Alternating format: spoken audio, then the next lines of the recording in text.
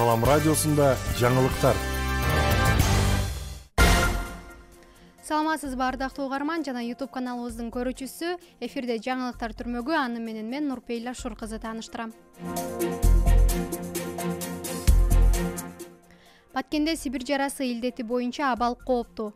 Бул тууралуу облустук бийликтин чукул эпидемияга жана эпизоотияга каршы комиссиясынын кезексиз жыйынында айтылып, аталган илдеттин жайылуусун алдын алуу боюнча иш-чараларды күчөтүү маселеси каралганын облустук бийликтин маалымат кызматынан кабарлашты. Жыйында Кадамжай районунда Сибир жарасын жуктурган жарандардын абалы жана аталган илдеттин алдын алуу маселелери талкууланды.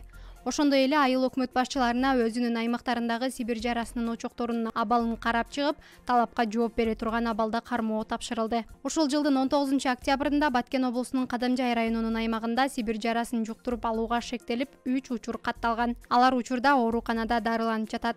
Ал эми Баткен облусунун аймагында жалпы Сибир жарасынын 15 очогу бар.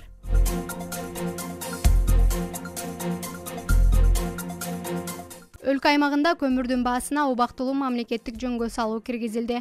Тиешелүү чечимге министрлер кабинетинин төрагасы Акылбек Жапаров кол койду. Мындай чечим көмүрдүн баасынын өсүү темпин ооздуктоо, күз-кыш мезгилинде калкты көмүр менен өз убагында жана туруктуу камсыз кылуу максатында кабыл алынды. Мамлекеттик жөнгө салуу 90 календардык күндүк мөөнөткө киргизилди.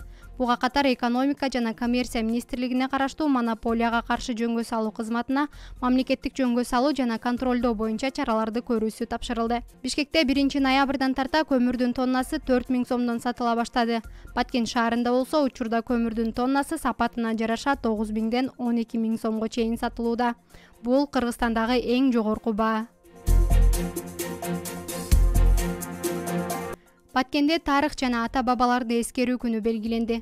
Баткен шаарындагы эскерүүдө Кыргыз мамлекетинин түптөлүшүнө салымы зор улуу инсандар Абдыкадыр Орозбеков, Мурат Салихов, Исхак Разаков, Абсамат Масалиев сыяктуу мамлекеттик ишмерлердин эстеликтерине гүл чамбарлар коюлду.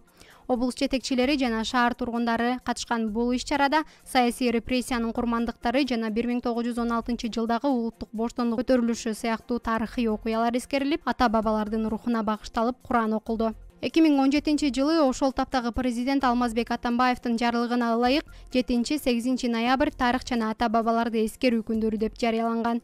Кыргызстанда ошондон бери жыл сайын бул күндөр эскерүү күнү катары белгиленип келет.